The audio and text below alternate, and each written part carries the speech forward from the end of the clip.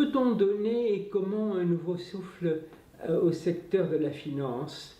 Je parlerai d'abord d'une nouvelle crédibilité, d'une nouvelle légitimité, car elle a été assez largement perdue.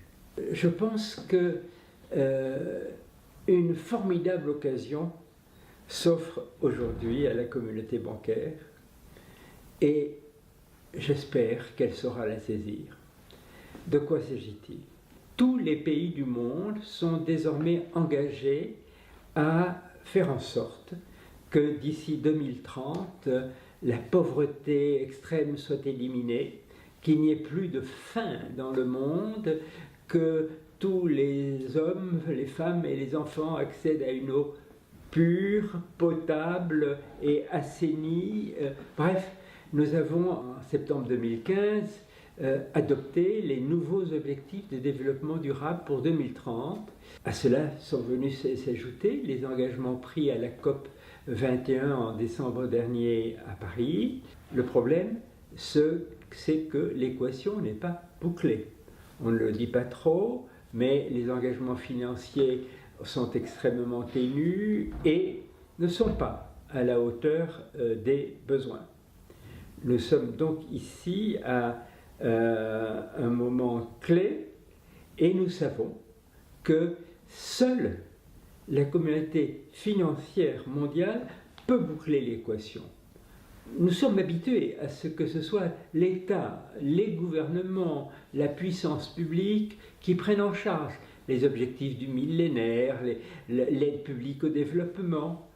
Ceci a été vraisemblable jusqu'ici, bien que les engagements pris n'ont jamais été pleinement tenus. Désormais, ce n'est plus possible. Parce que quel est le montant de l'ardoise, si je puis dire?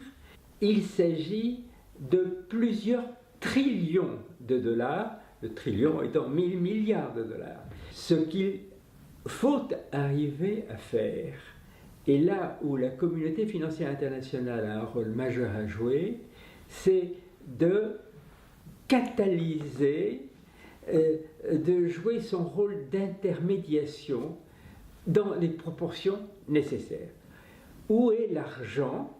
Cet argent qui pourrait passer de placements spéculatifs courts à des placements longs et utiles, eh bien il se trouve en très très grande proportion chez des gestionnaires d'actifs.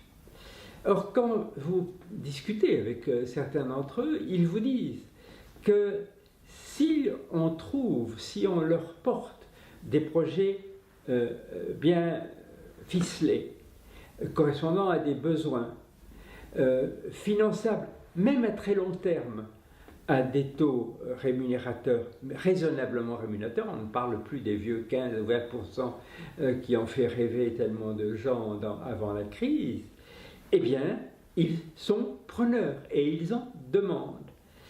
Alors, il y a ici tout un changement à introduire où les banques peuvent admirablement remplir leur métier et faire démontrer à nouveau leur créativité et leur capacité de boucler les équations financières. Mais il y a plus que ça. Il y a bien d'autres formes d'action des banques. Il y a un travail considérable à faire, même chez nous, en faveur des très petites et moyennes entreprises. Il y a tout un travail à faire pour promouvoir dans le monde la microfinance. Il y a tout un travail à faire pour promouvoir parmi les épargnants dans notre pays même la finance solidaire. Je suis très très choqué d'apprendre que la finance dite solidaire n'occupe aujourd'hui en France que 0,2% de l'épargne financière. Je crois que la profession devrait prendre un grand soin de rétablir, même si les clients ne demandent pas toujours, cette relation avec leur clientèle.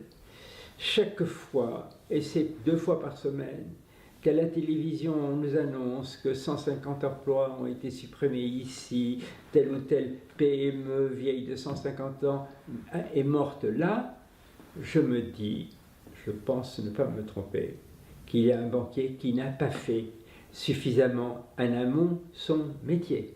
Il y a là quelque chose à restaurer la relation de la banque avec l'économie, mais au niveau des relations humaines. Et je pense que autant il est tout à fait remarquable et désirable que les banquiers soient rémunérés pour leur performance et pour les affaires qu'ils amènent à leur établissement, autant je pense qu'un banquier dont un client, fût-il modeste, et s'effondre, a un examen de conscience à faire et sa direction devrait l'y aider. Je ne demande pas qu'on les juge comme nous serons tous jugés au jugement dernier sur leur comportement éthique propre. Mais je demande en revanche qu'ils mettent tous leurs talents humains dans l'aide qu'ils doivent apporter à l'économie. La grande mutation qui doit s'opérer, et c'est ici que nous touchons l'éthique, c'est qu'il faut que la banque, qui a été portée pendant cette période néolibérale à un statut impérial, redevienne servante de l'économie.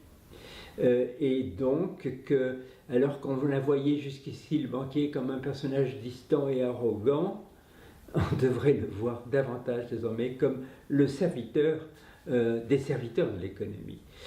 Alors c'est facile à dire, mais n'oublions pas tout de même qu'à l'origine de tout ceci, il y a eu la grande tentative néolibérale pour évacuer l'éthique de la vie financière, comme si on pouvait mettre les notions de bien et du mal hors de ces métiers qui touchent si profondément à l'humain. Désormais, il ne faudrait plus qu'il y ait à la porte du conseil d'administration de telle ou telle grande banque, session du conseil en cours, éthique au vestiaire. Il faut faire en sorte que ce soit des hommes conscients de leurs responsabilités sociales, c'est-à-dire de développement de l'économie, qui soient dans ces positions et qu'ils s'y préparent, et qu'on les y prépare, et donc qu'ils soient eux-mêmes évalués sur les services qu'ils rendent à l'économie et pas seulement au compte d'exploitation de leurs établissements.